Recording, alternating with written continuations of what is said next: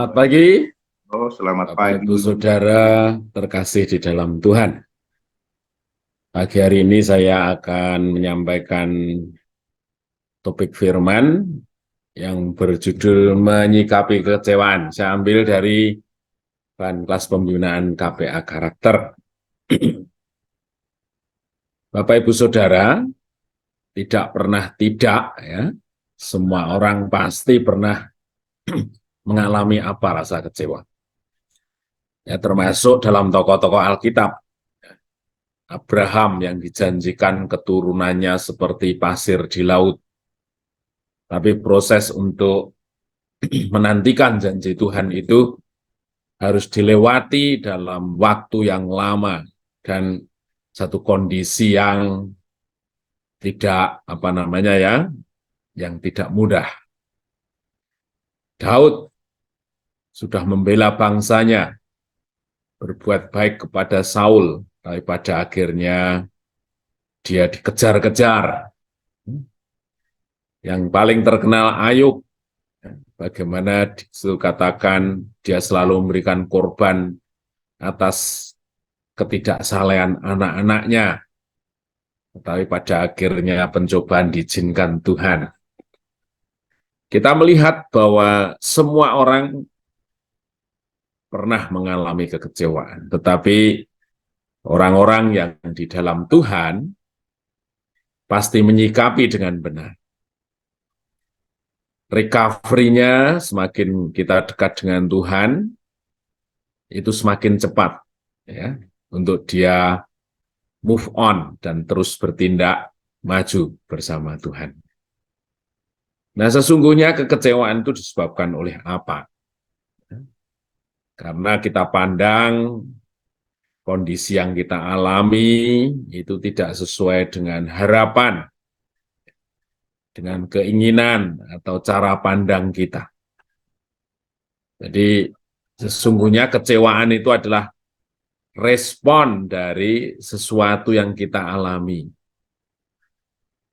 Tapi tadi seperti yang saya katakan, kalau kita sungguh-sungguh hidup di dalam Tuhan, sekalipun sikap kecewa itu sesuatu yang tidak baik, gitu, tetapi pasti anak-anak Tuhan semakin cepat menyikapi untuk balik lagi pada satu sikap hati yang benar. Nah, siapa yang dapat mengecewakan kita? Ya, yang pertama Tuhan barangkali. Seringkali kita bertanya-tanya, Tuhan, aku sudah hidup sesuai dengan ketetapan firman-Mu, saya sudah melakukan pekerjaan Tuhan, tetapi mengapa saya mengalami kondisi ini? Mengapa Engkau biarkan begitu? Barangkali kita bisa berpikir seperti itu. Kemudian orang lain, ya, kita merasa dikhianati, kita sudah memberikan seluruh kepercayaan kita, tetapi hasil akhirnya justru kita dikhianati, tidak tidak dihargai, tidak diperlakukan dengan adil, kita merasa tidak diperhatikan, dibohongi, dan lain sebagainya. Atau terhadap kondisi lingkungan, kita merasa tidak memperoleh keadilan, dan lain sebagainya. Jadi kalau kita runut lebih jauh, kekecewaan itu terkait antara keinginan kita, ya, cara pandang kita, terhadap kondisi atau terhadap sesuatu di luar kita. Nah, keinginan itu wujudnya ya, cara pandang yang kita miliki. Kalau orang terus hidup di dalam Tuhan, ya, cara pandang kita terus diubahkan. Kita menjadi lebih fleksibel karena pembaharuan akal budi itu. Orang semakin bisa mengalahkan egonya, pertimbangannya, cara berpikirnya untuk semakin klop dengan kehendak Tuhan. Ya, jadi Semakin kita dekat dengan Tuhan, keinginan kita, cara ukur kita, cara pandang kita, semakin diperbarui, semakin dimudahkan untuk menyesuaikan kondisi yang ada. Itu luar biasa orang di dalam Tuhan ya. Karena kita terus diajar untuk Tuhan menanggalkan sifat-sifat lama kita. Ambisi kita, kebiasaan kita dibaharui oleh firman.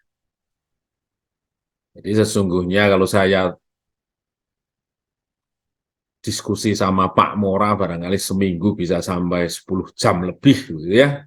Ya berbicara mengenai kekristenan adalah bagaimana hidup lama kita berubah oleh firman. Ya. Nah, ketika kita kecewa, apa yang kita lakukan? Yang pertama adalah bahwa kekecewaan itu adalah pengalaman yang biasa, bukan merupakan kelemahan kita. Ya, semua orang ketika apa yang dipikirkan tidak sesuai dengan keadaan, ya dia kecewa. Tetapi ya kekecewaan itu harus kita sikapi dengan benar, secepat mungkin. Semakin pikiran kita dibaharui oleh firman, maka rasa kecewa itu semakin cepat terobati oleh hadirnya firman. Kita semakin mudah melupakan, kita semakin mudah mengampuni, kita semakin mudah untuk mengalah terhadap mengapa kita kecewa itu. Ya, semua pernah kecewa, tetapi bagaimana mensikapi kekecewaan itu harus benar. Kalau kekecewaan itu dibiarkan, maka akan melahirkan kepahitan hati. Kepahitan hati melahirkan rasa sakit atau penyakit dan lain sebagainya. Itu yang jadi berdosa. Ya.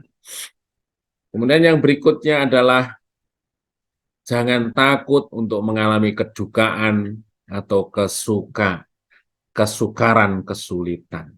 Jadi di dalam Tuhan kita ini diajar untuk semakin tidak takut terhadap penderitaan. Ya, kalau orang Kristen semakin lama mengikut Tuhan, tetapi dia semakin mudah tersakiti, mudah terombang-ambingkan, takut menghadapi kesulitan, ya, tentu itu arahnya berbalik dari prinsip kekristenan. Ya.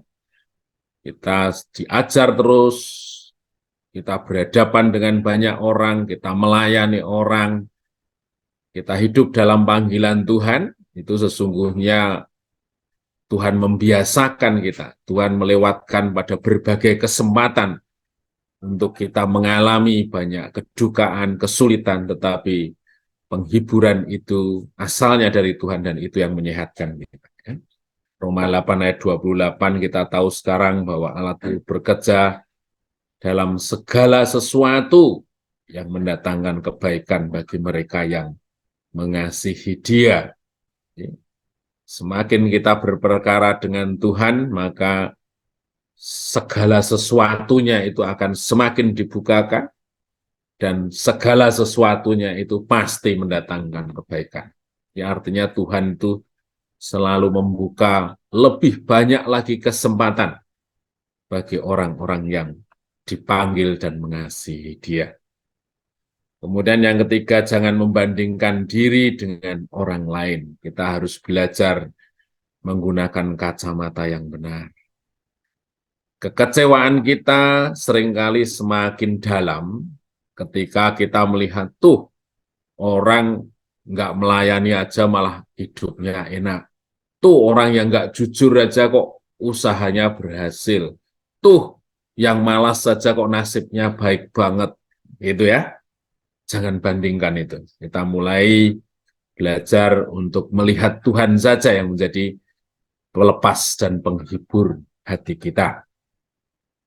Yang ketiga, empat adalah bedakan antara ujian dan pencobaan. Sifat ujian itu tidak dapat dihindari. Kita sudah bertindak benar, kita sudah berjalan pada track firman Tuhan, Tetapi nyatanya kesulitan, kesukaran itu kita hadapi, itu ujian. Tetapi kekecewaan itu merupakan pencobaan. Ya. Pencobaan itu kita bisa atasi ketika kita memiliki sikap yang benar. Firman Tuhan katakan, ya, pencobaan, kalau ada pencobaan, ya sebut nama Tuhan, usirlah satu pribadi yang memberi pencobaan itu. Kita bisa katakan, hei, kekecewaan, kamu keluar dari diriku. Hai iblis, Bapak kekecewaan, aku tidak membutuhkan engkau dan engkau keluar dari hidupku. Aku mau menerima kebenaran firman Tuhan. Aku mau terbebas olehnya di dalam nama Yesus. Ya. Jadi kekecewaan itu merupakan pencobaan dalam kita dan kita bisa usir, ya, sehingga firman dengan damai sejahteranya datang kembali dalam hidup kita. Kemudian jangan membiarkan kegagalan atau kesulitan itu membuat kita jatuh. Kita diajar untuk lebih bergantung kepada Tuhan. Dan selalu ada harapan baru. Setiap detik dalam hidup kita, ya, ini penting Bapak Ibu, adalah permulaan baru bersama. Jadi kita bisa membuat satu sejarah yang baru pada setiap detik perjalanan hidup kita ketika kita kembali kepada Tuhan.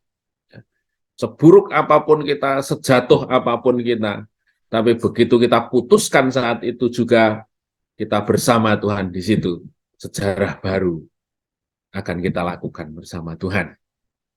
Kemudian yang kelima, jangan melarikan diri dari kesakitan, kegagalan yang kita hadapi.